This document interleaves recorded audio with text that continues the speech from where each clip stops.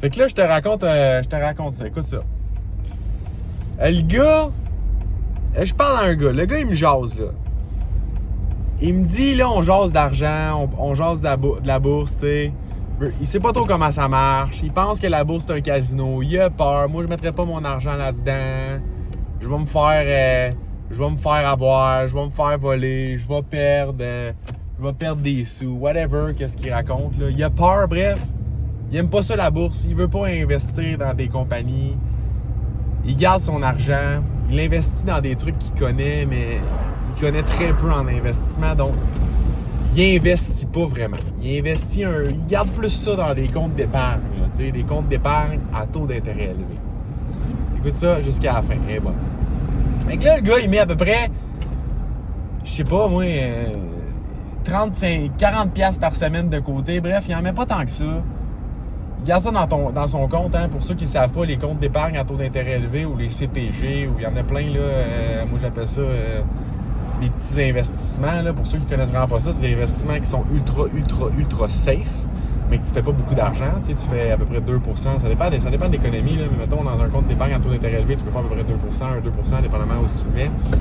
Puis dans les CPG, ben ça varie. Hein. Il y en a que c'est 0,25%, d'autres c'est 1%. Ça dépend pour combien de temps, ça dépend de quelle banque. Fait que là, le gars, il veut rien savoir de parler d'argent. Il aime pas ça, esti. Là, ça reste de même. Une semaine après, rencontre le gars. Hey, il était où, le gars? Il est en file d'attente au bureau de l'auto, machin. La loterie. Il est en file d'attente pour s'acheter des gratteux. Peu importe, là. Il est en file d'attente, soit au dépanneur s'acheter des gratteux, ou soit à la file de l'Auto-Québec, là, des centres d'achat, là, il y a des petits kiosques au milieu. Il est en file, là. Hey! Fernand, c'est quoi tu fais là, Fernand? Ben, Fernand, là, il s'achète des billets de l'auto, lui. Il s'achète ça, à peu près, là. Il dépense à peu près 40$ par mois, Fernand, des billets de l'auto. Mais là, moi, je suis comme Fernand. Qu'est-ce que tu fais là?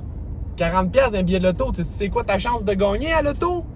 T'as à peu près une chance 14 millions d'être millionnaire, de gagner le jackpot ou gagner des montants. Il n'y en a pas, c'est sûr, il n'y a aucune chance que tu vas gagner à l'auto. C'est très très faible, il y en a très peu qui gagnent à l'auto pour ceux qui participent. Les seuls gens qui s'en enrichissent la loto, là, c'est le Québec, c'est le gouvernement du Québec. Hein? C'est une taxe cachée. Mais le gars, il met 40$ par mois à l'auto, mais il a peur d'investir en bourse. Hey Fernand, 40$ par mois là, en bourse, mettons, dans l'SP 500, fais pas ça, là. Mettons, tu ferais ça qui est 100 fois mieux là, qu'investir à l'auto, là. Ben, si 40$ par mois en partant de zéro, là, pendant 45 ans, à peu près à 10-12% par année, ça donne une affaire comme 680 000. Pour à peu près, là, 40$ par mois, vite fait, à 45 ans, c'est à peu près 22 000$ de cotisation.